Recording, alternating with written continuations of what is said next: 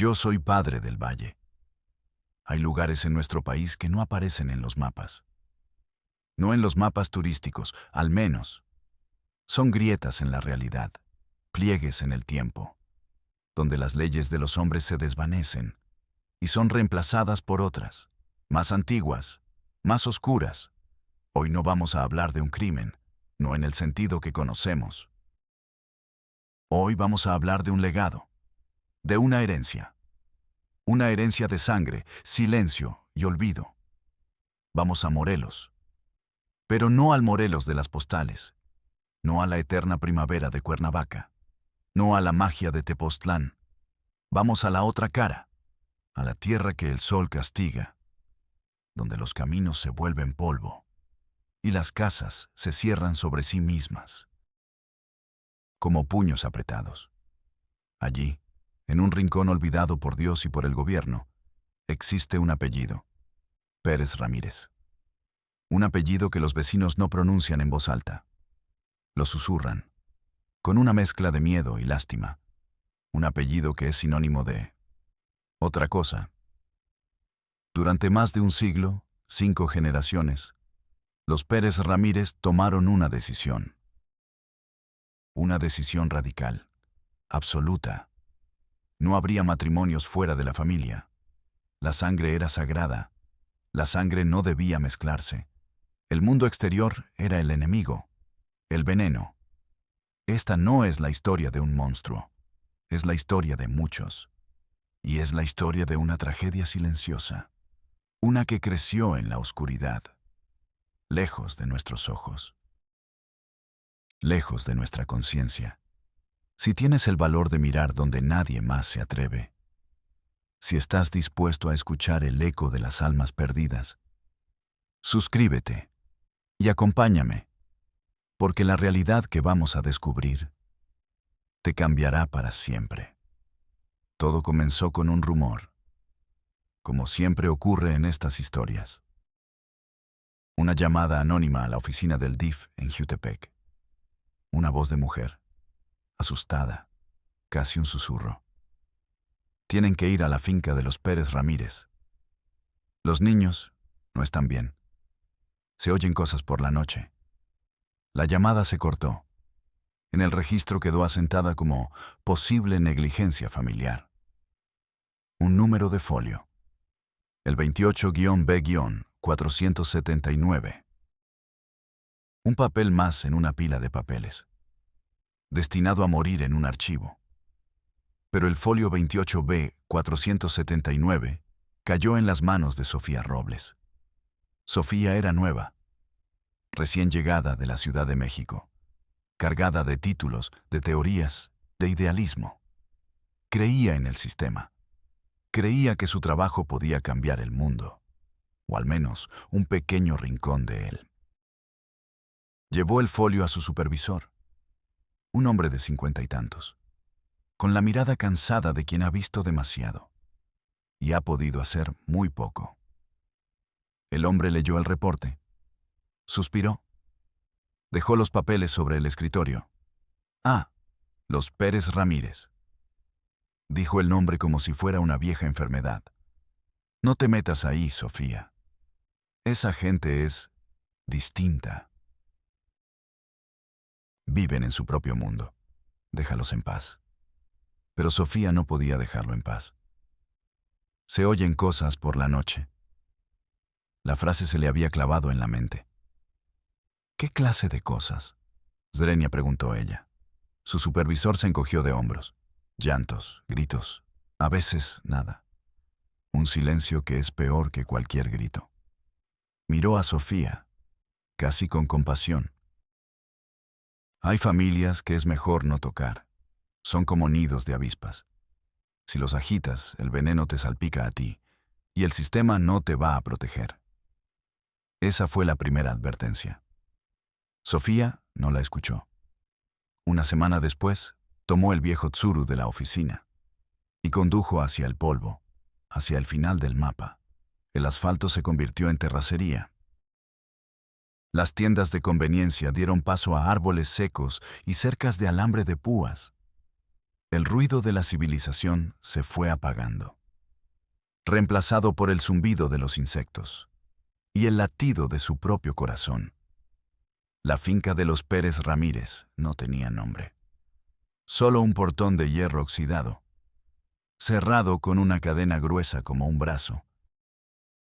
Detrás, un camino de tierra devorado por la maleza. Y al fondo, apenas visible, una casa. Una casa que parecía agazapada, observando, esperando. Sofía tocó el claxon. Una vez, 2 veces. Solo el viento respondió. Un silencio denso, anormal, como si todo ser vivo contuviera la respiración. Se bajó del coche. El sol quemaba. El aire era pesado. Caminó a lo largo de la cerca, buscando una apertura, un hueco, una señal de vida. Nada. Sintió un escalofrío. A pesar del calor de 35 grados, era la sensación de estar siendo observada. Desde la casa, desde los árboles, desde la tierra misma. Estaba a punto de darse por vencida. De regresar al coche. De escribir en el reporte. No se encontró a nadie en el domicilio. De cerrar el caso. Y olvidar. Pero entonces lo vio. Un niño. De pie, junto a un árbol de guamúchil, a unos 50 metros. Estaba inmóvil. Mirándola. Sofía sintió un nudo en el estómago. No era un niño normal. Tenía la cabeza demasiado grande para su cuerpo frágil. Un brazo era más corto que el otro. ¿Y sus ojos? Sus ojos eran grandes, vacíos, como dos pozos oscuros.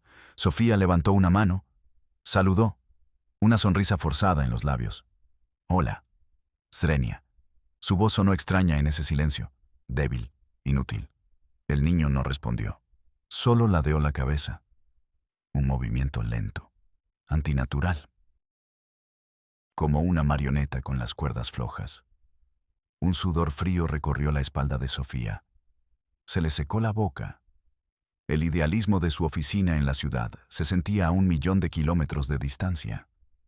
Esto era otra cosa. Esto era real. Terriblemente real. De la casa salió una mujer, anciana, encorvada, vestida de negro de pies a cabeza. Caminaba despacio, apoyada en un bastón de madera. Su rostro era un mapa de arrugas, y sus ojos, pequeños y brillantes, estaban fijos en Sofía. Eran los ojos de un halcón. ¿Qué quiere? Swing, dijo la anciana. Su voz era áspera, como piedras raspando. Soy del DIF, dijo Sofía tratando de sonar profesional. Mi nombre es Sofía Robles. Recibimos un reporte y... Aquí no necesitamos nada del gobierno, la interrumpió la mujer. Se acercó al portón. El niño seguía inmóvil bajo el árbol. Somos los Pérez Ramírez. Nos cuidamos solos. Solo quiero asegurarme de que los niños estén bien, insistió Sofía. Vi a su hijo. Es mi bisnieto, corrigió la anciana. Y está como Dios quiso que estuviera. Puro. La palabra resonó en el aire caliente. Puro. Sofía miró al niño de nuevo. A su cuerpo torcido, a sus ojos vacíos, y un abismo se abrió bajo sus pies. La anciana, que se presentó como Elvira, la matriarca, debió ver algo en la cara de Sofía. Quizás curiosidad, quizás un horror que no pudo ocultar. Soltó una risa seca, sin alegría. Ustedes, los de la ciudad, no entienden nada. Con una mano temblorosa, sacó una llave de su delantal y abrió el candado del portón. Ande, pase. Venga a ver nuestra pureza. La invitación era un desafío, una trampa. Sofía lo supo, pero no pudo negarse. Dio un paso y cruzó el umbral. El interior de la finca era un caos silencioso. Plantas salvajes, herramientas oxidadas esparcidas por el suelo. El olor era un olor dulzón, a tierra húmeda, a ropa sin lavar, a fruta podrida. Un olor a encierro. La casa era más grande de lo que parecía, de adobe y techo de lámina. Las ventanas eran pequeñas, estaban sucias, como ojos enfermos. Elvira la guió al interior. La oscuridad la golpeó. Tardó unos segundos en que sus ojos se acostumbraran. Y entonces los vio. Había más, muchos más, sentados en el suelo de tierra apisonada, en sillas de madera rotas, en las sombras de los rincones, seres humanos. Miembros de la familia Pérez Ramírez. Una niña de unos 10 años, con los dedos de las manos pegados, como si fueran una sola aleta. Intentaba enhebrar una aguja, una y otra vez, sin éxito, en silencio.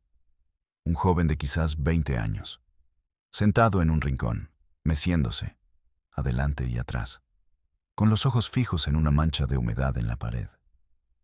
Una gota de saliva caía de su boca abierta.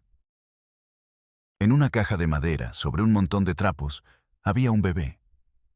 Su cabeza era pequeña, puntiaguda. Sus piernas, delgadas como palillos, estaban dobladas en un ángulo imposible. No lloraba, no se movía, solo respiraba, un resuello suave, casi imperceptible. El aire se volvió espeso en los pulmones de Sofía. Una náusea subió por su garganta.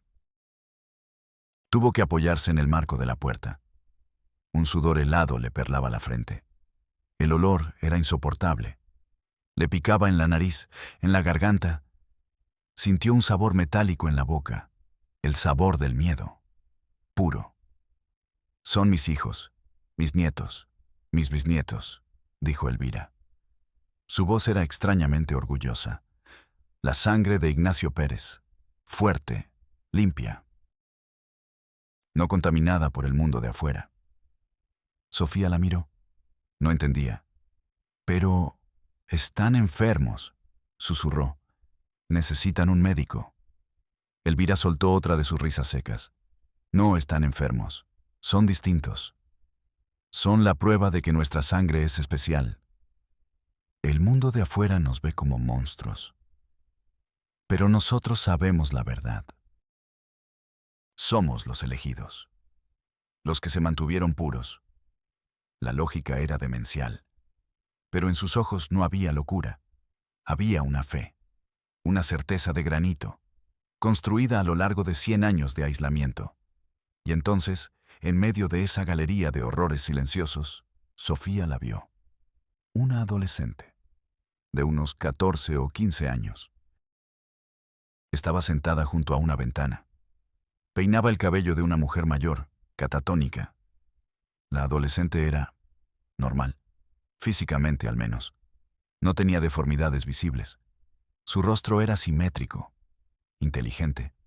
Levantó la vista y sus ojos se encontraron con los de Sofía. Solo fue un segundo, un instante, pero en esa mirada Sofía vio todo. El miedo, la desesperación y una pregunta silenciosa. Una súplica. Sácame de aquí. La conexión se rompió tan rápido como se creó. La chica bajó la vista. Volvió a peinar el cabello de la anciana, como si nada hubiera pasado. Pero Sofía lo había visto. Una chispa de conciencia. En un océano de resignación. Se llamaba Lucía. Lo supo después. Y esa chispa sería la única esperanza. O la condena final. Elvira la acompañó de vuelta al portón.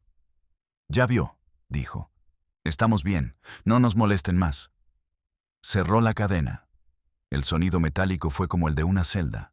Sofía no dijo nada. Subió al coche, arrancó y huyó de allí. Condujo sin pensar, las imágenes grabadas a fuego en su retina. El niño bajo el árbol, la niña con los dedos pegados, el bebé en la caja y los ojos de Lucía, los ojos que pedían auxilio. Llegó a la ciudad. Las luces, los coches, la gente. Todo parecía irreal, falso, como un decorado de cartón. El único lugar real era esa finca, ese infierno privado, llamado hogar. ¿Cómo empieza algo así? No nace de la nada. Tiene una raíz, una semilla, la semilla del miedo. Principios del siglo XX. La Revolución Mexicana. Ignacio Pérez, el patriarca. Un hombre que lo perdió todo. Sus tierras, su ganado, su esposa. Traicionado por sus vecinos. Engañado por el gobierno. Vio lo peor del ser humano. La codicia, la violencia, la mentira. Se retiró a ese pedazo de tierra infértil. Lo único que le quedaba. Con sus hijos. Y juró. Hizo un pacto de sangre. Nunca más confiaremos en nadie de afuera. El mundo es veneno. Nosotros seremos el antídoto. Nuestra familia es nuestro único país. Nuestra sangre, nuestra única bandera. Su hijo mayor, Martín, se enamoró de una chica del pueblo de al lado. Ignacio se lo prohibió. Le dijo que se casara con su prima, Herminia, la hija de su hermana. La sangre debe permanecer en la sangre, para mantenerla fuerte, pura. Martín obedeció, y la tradición comenzó, como una ley no escrita, una religión, hijos casándose con sobrinas, primos con primas, una red que se cerraba sobre sí misma, generación tras generación. Al principio no pasó nada. Los primeros hijos nacieron sanos, o aparentemente sanos, reforzando la creencia de Ignacio. ¿Ves? Somos más fuertes. Pero la genética es implacable. Es una ciencia que no entiende de pactos ni de miedos. En la tercera generación, nació el primer niño diferente. Un niño que no aprendía a hablar, que caminaba con dificultad. La familia lo vio no como una advertencia, sino como una prueba de fe. Dios nos pone a prueba, decían. Es un ángel, inocente, no contaminado por las palabras del mundo. Luego vino otro, y otro, labios leporinos. Extremidades torcidas, mentes que nunca florecían. La tragedia genética se convirtió en doctrina. Las deformidades eran sellos de santidad. La discapacidad intelectual era pureza de alma. Se inventaron un evangelio a su medida, para justificar el horror. Para poder mirarse al espejo, vivían de la tierra. Apenas. Vendían algo de maíz y frijol en un mercado lejano. Uno de ellos iba, el más normal. Iba y volvía sin hablar con nadie. Como un fantasma. El dinero justo para sobrevivir, para seguir encerrados, para seguir pudriéndose, lentamente, en su santuario de sangre y silencio. Lucía, la chica de la ventana, era un accidente, una anomalía estadística, una tirada de dados genética que, por puro azar, había resultado normal. Y en esa normalidad residía su tragedia. Porque ella sí podía ver. Sí podía entender. Podía comparar su mundo con el atisbo del mundo exterior que veía cuando iba a vender el maíz. Podía sentir el peso de la jaula. Una jaula hecha de amor retorcido y de miedo ancestral. Sofía llegó a la oficina del DIF al día siguiente. Era una mujer en una misión. El horror le había dado un propósito. Escribió un informe de 12 páginas, detallado, crudo. Incluyó los nombres que pudo recordar, las deformidades que vio, el olor, la atmósfera. Terminó con una súplica. Se requiere intervención inmediata y urgente. Entregó el informe a su supervisor. El hombre lo leyó con calma. Su rostro no mostraba sorpresa, ni horror, solo cansancio. Profundo, infinito. Buen informe, Sofía, dijo. Muy completo. Puso el informe en una bandeja, la bandeja de pendientes. Abriremos un expediente de seguimiento. Haremos visitas de monitoreo cada 2 meses. Sofía no podía creer lo que oía. ¿Monitoreo? Esa gente necesita ayuda ahora. Esos niños están en peligro. ¿Peligro de qué, Sofía?, preguntó el supervisor sin levantar la vista de otros papeles. Legalmente no hay un delito claro. Son una familia. Viven en su propiedad, es su cultura, su estilo de vida. ¿Cultura? Component placement. La voz de Sofía temblaba de rabia. Eso no es cultura, es una pesadilla. Para ti, para mí. Quizás. Pero para la ley es una zona gris. Si entramos a la fuerza, nos demandan por allanamiento, por violar sus derechos. Y ganan. El sistema no estaba diseñado para pesadillas. Estaba diseñado para procedimientos. Para casillas que marcar. Para formatos que llenar. El horror de los Pérez Ramírez no cabía en ninguna casilla. Pausa. El zumbido de una luz fluorescente. Un silencio de oficina. Sofía sintió una impotencia helada. El informe, que había escrito con tanta urgencia, ahora parecía un trozo de papel inútil. Un grito ahogado en burocracia. Salió del despacho de su jefe. El olor de la finca seguía en su ropa, en su memoria. Nadie más parecía olerlo. No se rindió. Si el DIF no podía actuar, iría más arriba. Pidió una cita en el Ministerio Público, la Fiscalía General del Estado. Llevó una copia de su informe. Esperó 3 horas en un pasillo sin ventanas, con gente llorando en silencio, con la miseria pegada a las paredes. La recibió un agente del MP, un hombre joven, con un traje barato y una expresión de aburrimiento crónico. Escuchó a Sofía durante 5 minutos. Hojeó el informe. Bostezó, sin disimular. «Mire, licenciada», dijo, llamándola por un título que no tenía. «Aprecio su celo profesional.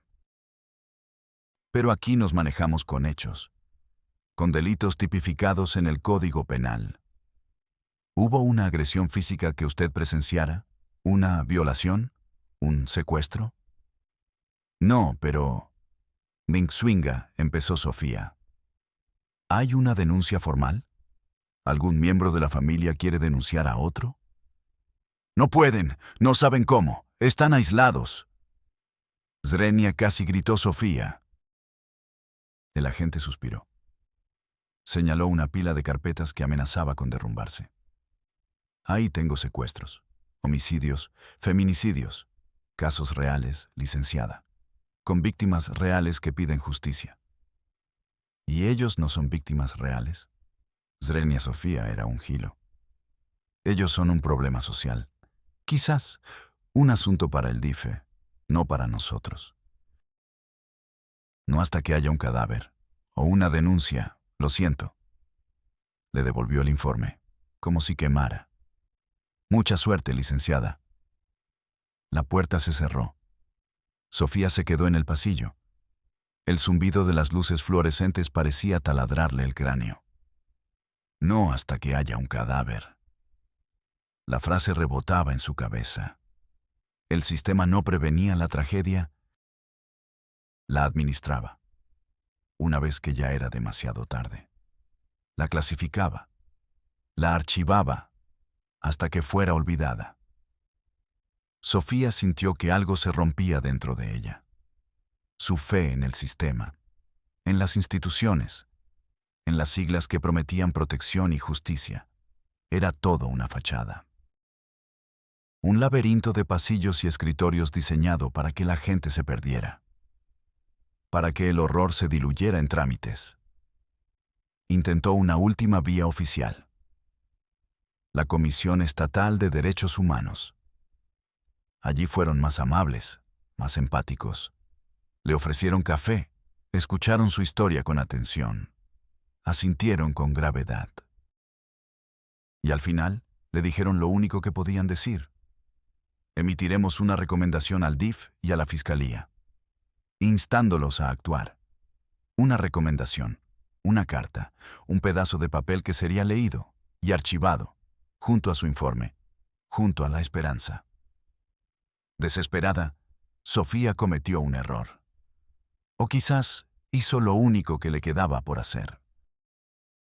Contactó a un periodista de un diario local, un hombre que buscaba una historia sensacionalista.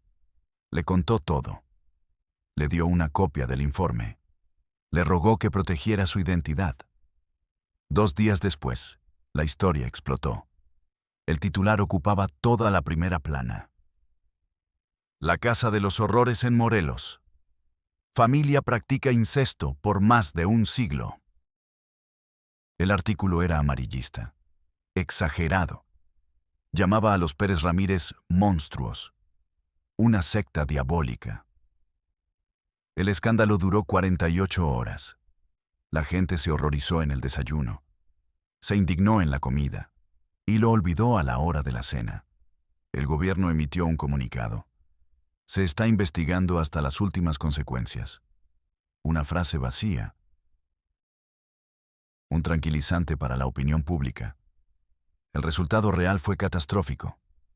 Los Pérez Ramírez se encerraron aún más. Se sintieron atacados, perseguidos, justificados en su paranoia centenaria. ¿Ves? Swing, le dijo Elvira a su familia. El mundo de afuera es el diablo. Quieren destruirnos, pero nuestra sangre nos protegerá. Y Sofía fue despedida. Por filtrar información confidencial. Por no seguir los protocolos. Su supervisor, el del rostro cansado, ni siquiera la miró a los ojos. Te lo advertí, Sofía. Te dije que no agitaras el nido. Un día, el teléfono de Sofía sonó. Un número desconocido. Contestó. No se oía nada. Solo una respiración y un ruido de fondo. Viento. ¿Hola? Logró Sofía. Silencio. Y entonces, una voz, un susurro, aterrado. Ayúdame. Era Lucía. Y colgó. Con esa llamada, con esa prueba, Sofía volvió al Ministerio Público. Se encontró con otro agente. Este era mayor, más cínico. Escuchó la historia de la llamada. No pareció impresionado. Miró a Sofía por encima de sus gafas. Con la mirada perdida en su monitor. Señorita Robles, dijo, arrastrando las palabras. Ahora esto es potencialmente un caso de una persona que quiere huir de su casa. Si se escapa y su familia la reporta, se convierte en un caso de persona desaparecida. Eso le corresponde a otra dependencia. Llene el formato 2B. El sistema no buscaba justicia. Buscaba ordenar el horror en carpetas, clasificarlo, archivarlo hasta que fuera olvidado. El final de esta historia no es una victoria. No hay héroes, solo víctimas. La presión mediática, aunque breve, forzó la mano de las autoridades, no por compasión, por política, para la foto. Organizaron una redada, decenas de policías, con equipo antimotines. Como si fueran a detener a un cartel. Llegaron al amanecer, rompieron el portón, entraron a la casa a gritos. La escena fue de un caos y un terror absolutos. Los Pérez Ramírez no entendían qué pasaba.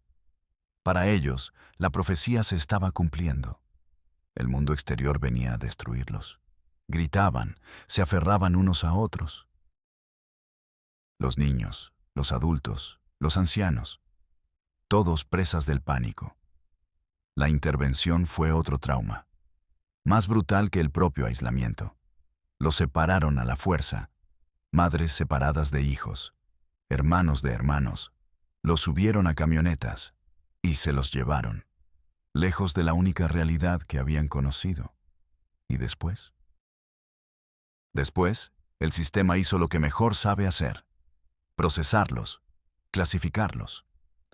Los adultos capaces fueron acusados de delitos que no entendían. Los incapaces y los niños fueron enviados a albergues del Estado.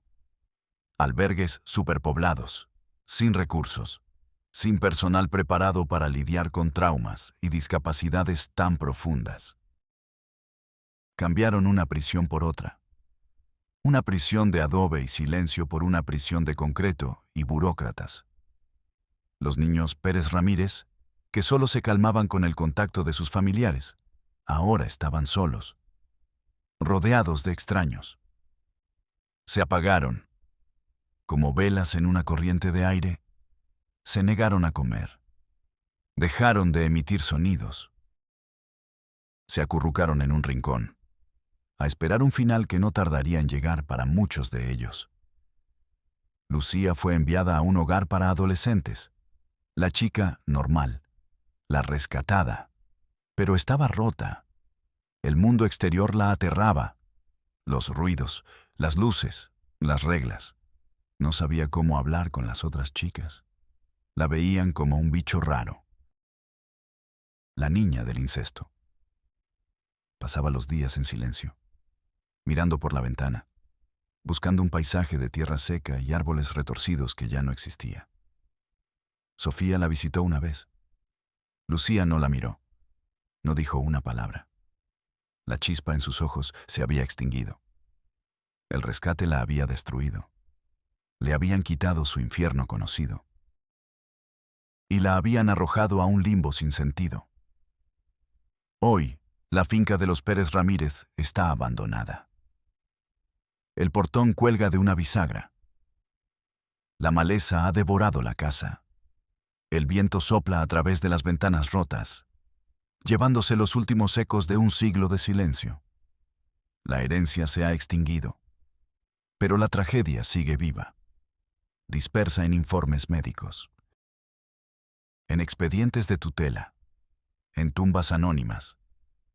La pregunta final no es quién tuvo la culpa. La pregunta es más profunda. ¿Qué es más cruel?